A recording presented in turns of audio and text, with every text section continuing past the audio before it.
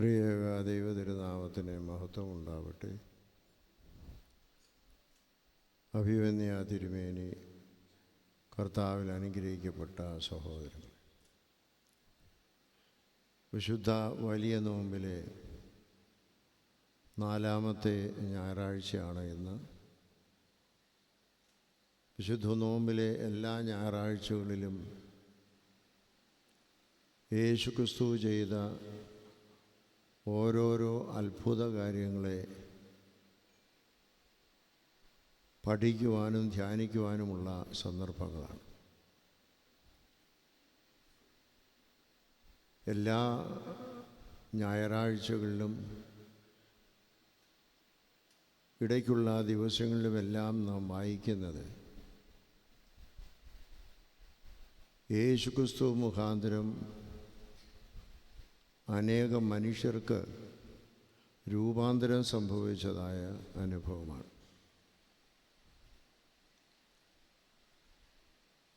കർത്താവിൻ്റെ മഹത്വം വെളിപ്പെടുത്തുന്നത് എന്ന് കാണുന്നത് കർത്താവ് ദൈവമാകുന്നു എന്നുള്ള മഹത്വത്തെക്കാൾ കർത്താവിൻ്റെ കരുണയും മനസ്സലിവും കരുതലും ആണ് കർത്താവിൻ്റെ മഹത്വം.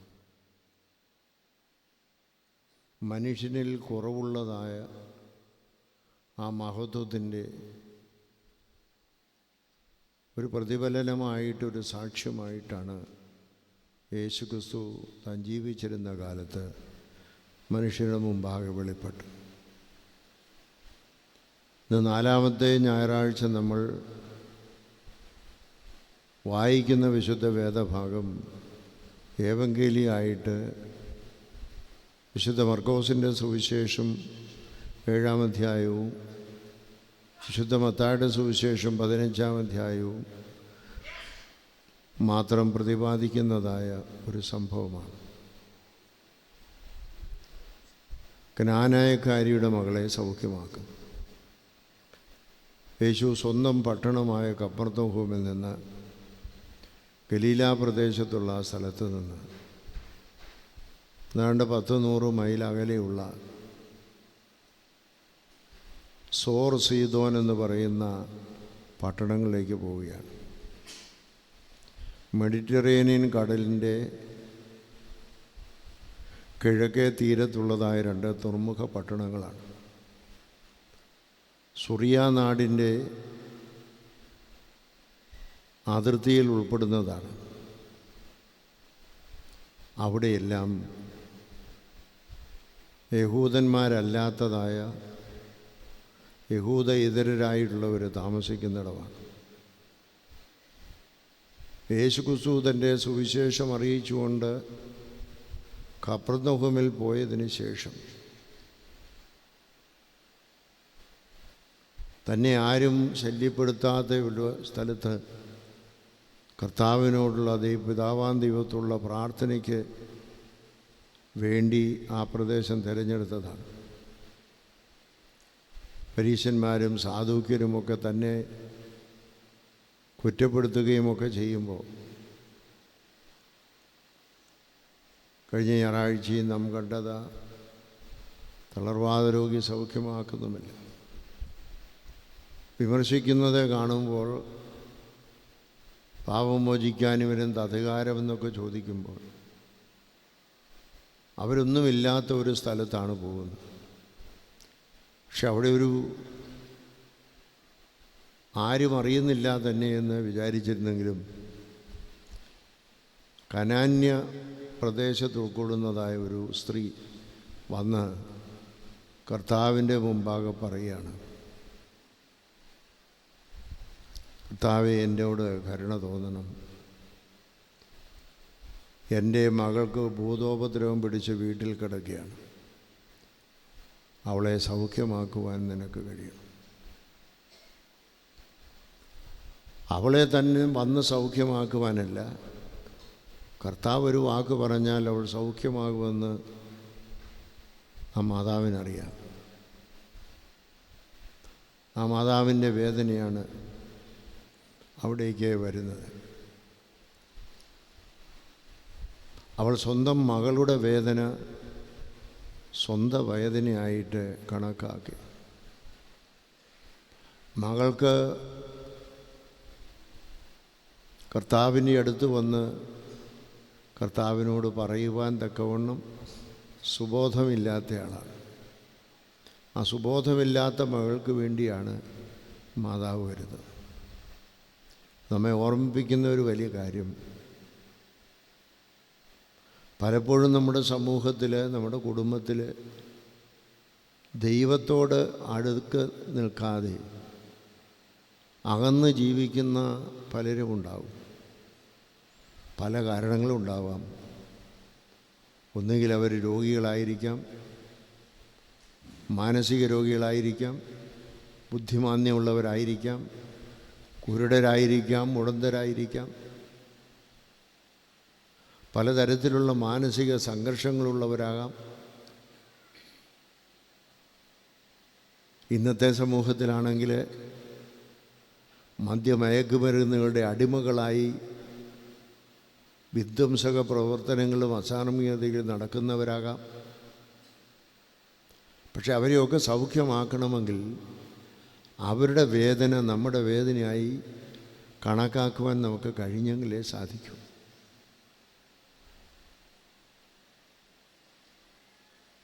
ഒരമ്മ മകനെ ഏൽപ്പിച്ചു കൊടുക്കുകയാണ്. അവൻ ലഹരി മരുന്നിനടിമയായി വർഷങ്ങളായി അമ്മയെ ഉപദ്രവിച്ചുകൊണ്ടിരിക്കുക. അവസാനം അമ്മയെ കൊല്ലുമെന്നറിഞ്ഞപ്പോഴാണ് അമ്മ മകനെ ഏൽപ്പിച്ചു കൊടുക്കുന്നത്. ഇത്രയും നാൾ അമ്മ അവൻ്റെ വേദനയെല്ലാം സഹിച്ച് നിൽക്കുകയായിരുന്നു. അവൻ ഏറ്റവും വലിയ കൊലപാതക മാറുന്നു എന്നറിഞ്ഞപ്പോൾ അമ്മയ്ക്ക് സഹിക്കാൻ വയ്യ. അവൻ്റെ ആ വലിയ അധപ്പതനം അമ്മ സ്വന്തം വേദനയായി ഉൾക്കൊണ്ടുകൊണ്ടാണ് അവന് സന്മാർഗം ഉപദേശിക്കുവാൻ അവനെ ശിക്ഷണാധികാരികൾക്ക് ഏൽപ്പിക്കുന്നത്. അപ്പോൾ ഇതാണ് നമ്മളെ ഓർമ്മിപ്പിക്കുന്നത്. ആരോഗ്യക്ക് വേണ്ടിയും നമ്മൾ പ്രാർത്ഥിക്കുക. അവരെക്കുറിച്ച് ഒരു അനുകമ്പയല്ല നമുക്കുണ്ടാവേണ്ടത്, സിമ്പതിയല്ല. ഇതിനേക്കാൾ ഉയർന്ന ഒന്നാണ് ദീനാനുകമ്പ അഥവാ സഹാനുഭൂതി, എമ്പതി എന്നൊക്കെ പറയുന്നത്. അവൻ്റെ വേദന എൻ്റെ വേദനയായി മനസ്സിലാക്കുമ്പോൾ വേണ്ടി പ്രാർത്ഥിക്കുവാൻ നമുക്ക് സാധിക്കും. കർത്താവ് അവളോട് ഒരു വാക്കും പറഞ്ഞില്ല എന്നാണ് നാം വായിക്കുന്നത്. പക്ഷെ അവസാനം അവളുടെ മകളെ സുഖപ്പെടുത്തുന്നതായിട്ട് നമ്മൾ കാണുന്നുണ്ട്. കർത്താവ് അവളോട് ഒരു വാക്കും പറയാതിരുന്നപ്പോൾ നിശ്ചയമായിട്ടും അവൾക്ക് ചിന്തിക്കാം, ഞാനൊരു ഇതര സ്ത്രീയാണ്, യഹൂദന്മാരുടെ കൂട്ടത്തിൽപ്പെട്ടതല്ല, യേശു യഹൂദനാണ്, അതുകൊണ്ടായിരിക്കാം എന്നോട് പറഞ്ഞത്, അതുകൊണ്ട് ഞാൻ പോയിക്കളയാമെന്ന് വിചാരിക്കല്ല. പക്ഷേ അവളുടെ ആവശ്യമായി അവൾക്ക് അവിടെ തുടർന്ന് നിൽക്കുകയാണ്. ഇതും നമുക്കൊരു നല്ല പാഠമാണ്. നമ്മളൊക്കെ നമ്മുടെ ജീവിതത്തിൽ, കുടുംബജീവിതത്തിൽ നമുക്ക് ഭർത്താവിന് വേണ്ടി, ഭാര്യയ്ക്ക് വേണ്ടി, മക്കൾക്ക് വേണ്ടി രോഗമോ ദുഃഖമോ അപകടമോ പലതരത്തിലുള്ള അസാൻമാർഗികതയോ ഒക്കെ ഉണ്ടെങ്കിൽ അവർക്ക് വേണ്ടി നമ്മൾ പ്രാർത്ഥിച്ചുകൊണ്ടേയിരിക്കും. നമ്മളേറ്റവും സ്നേഹിക്കുന്നവർക്ക് വേണ്ടി നമ്മൾ പ്രാർത്ഥിക്കാതിരിക്കുകയില്ല. പക്ഷേ നമുക്ക് പെട്ടെന്ന് ഉത്തരം കിട്ടിയെന്നിരിക്കുകയില്ല. കർത്താവിൻ്റെ സന്നിധിയിൽ എത്ര നാളാണ് ഹന്ന എന്ന് പറയുന്ന സ്ത്രീ ഒരു മകന് വേണ്ടി പ്രാർത്ഥിച്ച് ദേവാലയത്തിൽ കഴിച്ചുകൂട്ടി. വളരെ നാളത്തെ പ്രാർത്ഥനയ്ക്ക് ശേഷമാണ് ദൈവത്തിൻ്റെ ഉത്തരം കിട്ടുന്നത്. അതുവരെ ദൈവം അവളോട് ഒന്നും വേണ്ടിയില്ല. അബ്രഹാമിൻ്റെ ഭാര്യ സാറായോടും വേണ്ടിയില്ല. 90 വയസ്സ് വരെയും സാറായോടും അവളുടെ ആവശ്യത്തിനും ഒന്നും മറുപടി പറഞ്ഞില്ല. എലിസബത്തിനോടും, വൃദ്ധയായിരുന്ന എലിസബത്തിനോടും 90 വയസ്സ് വരെയും ഒരു മറുപടിയും പറഞ്ഞില്ല. പക്ഷേ അവർക്ക് അനുഗ്രഹം ലഭിച്ചത് കർത്താവ് ഒരു മറുപടിയും പറഞ്ഞില്ലെങ്കിലും കർത്താവിനുള്ള പ്രാർത്ഥനയിൽ നിന്നും മാറിപ്പോയില്ല എന്നുള്ളത് കൊണ്ടാണ്. അതുകൊണ്ട് നമ്മളും ദൈവത്തോട് പ്രാർത്ഥിക്കുന്നതായ സമയത്ത് ദൈവം നമ്മുടെ യാചനകൾക്ക് അപ്പോഴപ്പോൾ മറുപടി നൽകിയില്ലെങ്കിലും നമ്മളോടൊന്നും പറയുന്നില്ലെങ്കിലും ക്ഷമയോടെ കാത്തിരിക്കുക. കർത്താവിൻ്റെ മറുപടി നമുക്ക് ലഭിക്കുമെന്നുള്ളതിന് സംശയമില്ല. ആ മറുപടിക്കായി നമ്മൾ കാത്തിരുന്നുവെങ്കിൽ മാത്രമേ സാധിക്കൂ. അതിനുശേഷം അവൾ ശിഷ്യന്മാരുടെ അടുത്ത് ചെല്ലുകയാണ്. ശിഷ്യന്മാർ കർത്താവിൻ്റെ അടുത്ത് എന്ന് പറഞ്ഞു, ഈ സ്ത്രീ ഞങ്ങളെ വളരെ വിഷമിപ്പിക്കുക, ഞങ്ങളുടെ പുറകെ നിലവിളിച്ച് കരഞ്ഞുകൊണ്ട് വരികയാണ്. അതുകൊണ്ട് അവളെ ഒന്ന് പറഞ്ഞയക്കണം. ഇതൊരു പുതിയ അനുഭവമാണ്.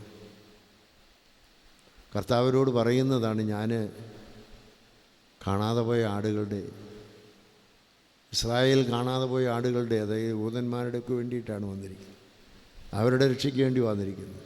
കർത്താവ് ശിഷ്യന്മാരെ ഇരുണ്ടായി പറഞ്ഞു വെച്ചപ്പോഴും അങ്ങനെയാണ് പറഞ്ഞത്, പുറജാതികളുടെ ഭവനങ്ങൾ പോകരുതെന്നാണ് പറഞ്ഞത്, സ്വന്തം ആളുകളുടെ അടുത്ത് പോയാൽ മതിയെന്നാണ് പറഞ്ഞത്. പക്ഷെ ഇവിടെ അവരെ കൊണ്ട് തന്നെ പറയിക്കുകയാണ് യേശുവിൻ്റെ ആ ദൗത്യത്തിൻ്റെ പൂർത്തീകരണം. തൻ്റെ സുവിശേഷം എല്ലാവർക്കും വേണ്ടി ഉള്ളതാണ് എന്ന് അവരെ കൊണ്ട് തന്നെ പറയിക്കുകയാണ്. കർത്താവേ, നിനക്ക് കരുണ തോന്നി ഇവളെ രക്ഷിക്കും. തൻ്റെ സുവിശേഷം യഹൂദന്മാർക്കല്ല പുറജാതികൾക്കൂടെ കൊടുക്കണമെന്ന് പറയുമ്പോൾ കർത്താവ് വളരെ സാറ്ററിക്കലായിട്ടോ അല്ലെങ്കിൽ അവരെ ഓർമ്മപ്പെടുന്നതായിട്ടോ പറയുകയാണ്. പുത്രന്മാരുടെ അപ്പം നായ്ക്കുട്ടികൾക്ക് കൊടുക്കുന്നത് സാധിക്കുകയില്ല. വീട്ടിൽ വളർത്തുന്ന നായാണെങ്കിലും അത് യഹൂദന്മാർക്ക് നിഷിദ്ധമാണ്. ഒരു നായയെ വളർത്താറില്ല.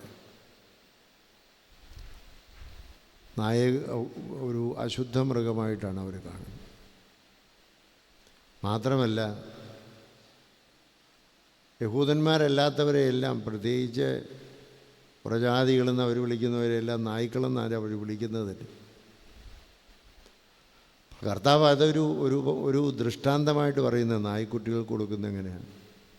പുത്രന്മാരാരാണ്? യഹൂദന്മാരാണ് ദൈവത്തിൻ്റെ പുത്രന്മാർ. പക്ഷെ അവൾ വന്ന് കർത്താവിനോട് പറഞ്ഞു, ദാവീദ് പുത്ര, എന്നോട് കരുണ തോന്നണമെന്ന്.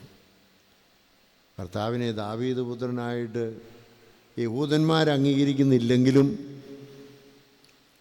പുറജാതി സ്ത്രീ അംഗീകരിക്കുകയാണ്. അപ്പോൾ പുറജാതികൾ തന്നെ അംഗീകരിക്കുന്നുവെങ്കിൽ അവർക്ക് സൗഖ്യം നൽകണമെന്നാണല്ലോ നിങ്ങൾ പറയുന്നത്. അപ്പോൾ ഞാൻ യഹൂദന്മാർക്ക് വേണ്ടി വന്നത് അവർക്കും കൂടെ കൊടുക്കണമെന്ന് നിങ്ങൾ പറയുകയാണെങ്കിൽ അതെങ്ങനെ സാധിക്കുന്നത് ചോദിക്കും. സാധാരണഗതിയിൽ ശിഷ്യന്മാരോട് പറഞ്ഞിട്ടും ഒരു കാര്യവും നടക്കുന്നില്ല എന്ന് കണ്ടപ്പോൾ അവൾക്ക് തിരിഞ്ഞു പോകാമായിരുന്നു. ഇനിയും ഇതിൻ്റെ പുറകെ നടന്നിട്ട് കാര്യമൊന്നുമില്ല. താവിനോട് നേരിട്ട് പറഞ്ഞു, നീ യഹൂദന്മാർ നിന്നെ ദാവീദ് പുത്ര എന്ന് പറയുന്നില്ലെങ്കിൽ ഞാൻ പറഞ്ഞു. ശിഷ്യന്മാരോട് പറഞ്ഞു. ശിഷ്യന്മാർ പറഞ്ഞപ്പം കുറേ കൂടെ അപമാനമുണ്ടാക്കുന്ന രീതിയിൽ എന്നെ നായെന്ന് വിളിക്കുക ചെയ്തു. പക്ഷെ അവൾ പിന്മാറിയില്ല. ഇത് കഴിഞ്ഞപ്പോഴാണ് അവൾ വന്ന് യേശുവിൻ്റെ മുമ്പിൽ മുട്ടുകുത്തി വണങ്ങി. ഷി വർഷിപ്ഡ് ഹിം എന്നാണ് പുസ്തകത്തിൽ എഴുതിയിരിക്കുന്നത്. മുട്ടുകുത്തി വണങ്ങി കർത്താവിനോട് പറയുന്ന ഒരു വാക്കേ ഉള്ളൂ, കർത്താവേ, എന്നെ സഹായിക്കണം. അപ്പോൾ ഇത്രയുമെല്ലാം കേട്ടിട്ടും ശിഷ്യന്മാരോട് മധ്യസ്ഥ പ്രാർത്ഥനയൊക്കെ നടത്തി. പക്ഷെ ശിഷ്യന്മാർ പറഞ്ഞിട്ടും നടക്കുന്നില്ല എന്ന് കണ്ടപ്പോൾ വീണ്ടും ചെല്ലുകയാണ്, മാറുന്നില്ല, എന്നെ സഹായിക്കണം. പണ്ട് ഗോത്രപിതാവായ യാക്കോബ് യാബോക്ക് കടവെങ്കിൽ വെച്ച് ദൈവദൂതനുമായി മല്ലിട്ടെന്ന് നമ്മൾ വായിക്കുന്നുണ്ട് ഉൽപ്പത്തിപ്പുസ്തകത്തിൽ. അവിടെ യാക്കോബ് പറഞ്ഞൊരു കാര്യമുണ്ട്, ദൈവദൂതൻ എന്നെ വിടണമെന്ന് പറയുമ്പോൾ എന്നെ അനുഗ്രഹിച്ചല്ല നിന്നെ വിടുകയില്ല എന്നാണ്. അങ്ങനെ അവൻ ഇസ്രായേലിന് പേരുണ്ടാകുന്നത് തന്നെ അവിടെ വെച്ച്. അപ്പോൾ യാക്കോബിന് അനുഗ്രഹങ്ങളെല്ലാം നൽകിയത് എ പേഴ്സിസ്റ്റൻ്റ് ഫെയ്ത്ത്, നിലച്ചു പോകാത്ത നിർബന്ധിക്കുന്നതായ പുറമേ പറ്റിക്കൂടുന്ന ഒരു വിശ്വാസം. അതാണ് ആ കനാന്യ സ്ത്രീക്ക് സൗഖ്യം കിട്ടുവാൻ കാരണം. അവളോടും പറയുന്നത് എന്താണ്? മക്കളുടെ അപ്പം എടുത്ത് നായ്ക്കുട്ടികൾക്ക് കൊടുക്കാൻ സാധ്യമല്ല. അപ്പോഴാണ് അവർ പറയുന്നത്, കർത്താവേ, യജമാന്മാരുടെ മേശകളിൽ നിന്ന് വീഴുന്ന ചെറിയ അപ്പം നുറുക്കുകൊണ്ട് നായ്ക്കുട്ടികളും ഭക്ഷിച്ച് തൃപ്തരാകുന്നുണ്ടല്ലോ. ഇതാണ് വലിയ വിശ്വാസമായി കർത്താവ് കാണുന്നത്. എന്തിനാണ് അവളുടെ ആദ്യത്തെ യാചനകളൊക്കെ ഒന്നും മറുപടി പറയാതിരുന്നത്? അവളുടെ വിശ്വാസം വർദ്ധിപ്പിക്കാനായിട്ട്.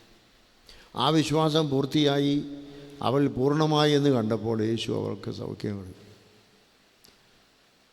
അതാണ് വിശുദ്ധ യാക്കോബ് ശ്ലീഹ പറയുന്നത്, 1-ാമത്തെ അധ്യായത്തിൽ പറയുന്നുണ്ട്, സഹോദരന്മാരെ, നിങ്ങൾ വിവിധ പരീക്ഷകൾ അകപ്പെടുമ്പോൾ നിങ്ങളുടെ വിശ്വാസത്തിൻ്റെ പരിശോധന വിലയേറിയതെന്ന് അറിഞ്ഞ് അത് അശേഷം സന്തോഷമെന്നുണ്ട് വരുന്നത്.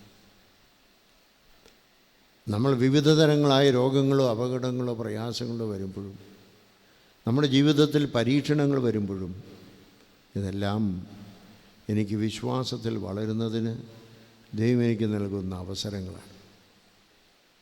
അതുകൊണ്ട് ദൈവം തരുന്ന അവസരങ്ങളാണ് വിശ്വാസത്തിൽ വളരുവാനുള്ളത്, എന്നെ നശിപ്പിക്കുവാനല്ല.